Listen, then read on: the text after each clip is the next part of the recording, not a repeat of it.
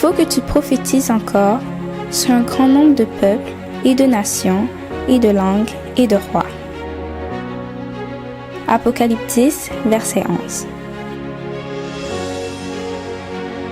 ASJH 1889 du Cap Haïtien.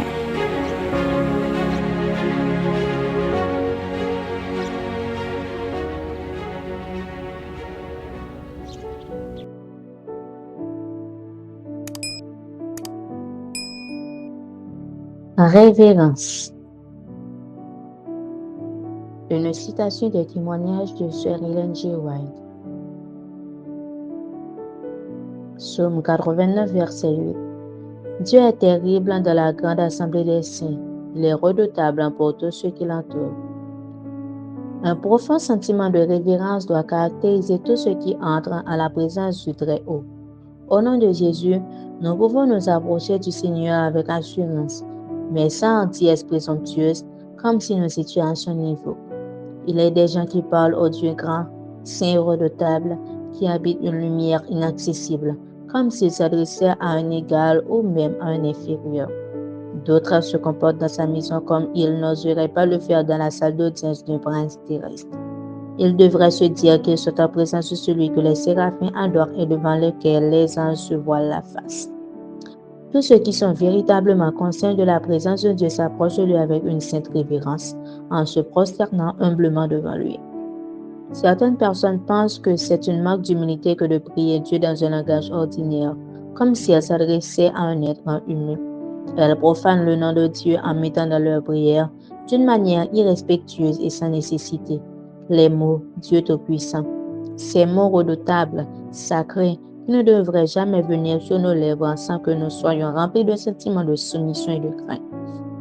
La prière de la foi, celle qui vient du cœur, monte jusqu'au ciel et en redescend avec la bénédiction. Dieu connaît les besoins des hommes.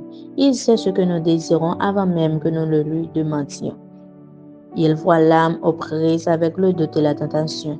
Il remarque la sincérité. Il agrée l'humiliation et l'affliction de l'âme. Voici sur qui je porterai mes regards, dit l'Éternel, sur celui qui souffre et qui a l'esprit abattu, sur celui qui craint ma parole. Isaïe 66, verset 2. C'est un privilège pour nous que de prier avec confiance sous la dictée de l'Esprit. Avec simplicité, exposons nos besoins au Seigneur, réclamons l'accomplissement de ses promesses. Nos prières devraient être pleines de tendresse et d'amour.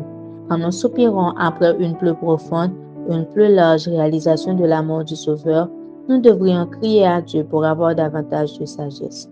Si le besoin de prière et de sermons émouvants s'est jamais fait sentir, c'est bien maintenant.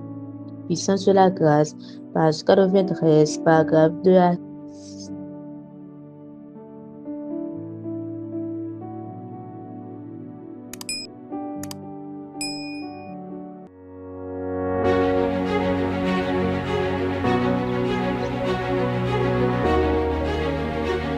Il faut que tu prophétises encore sur un grand nombre de peuples et de nations et de langues et de rois. Merci d'avoir écouté cette présentation. Si vous souhaitez prendre part à la mission que Jésus-Christ confie à notre Église, contactez-nous via les coordonnées suivantes: ASJH 1889, caphaïtien@gmail.com, pour WhatsApp 509 32 32 41 42.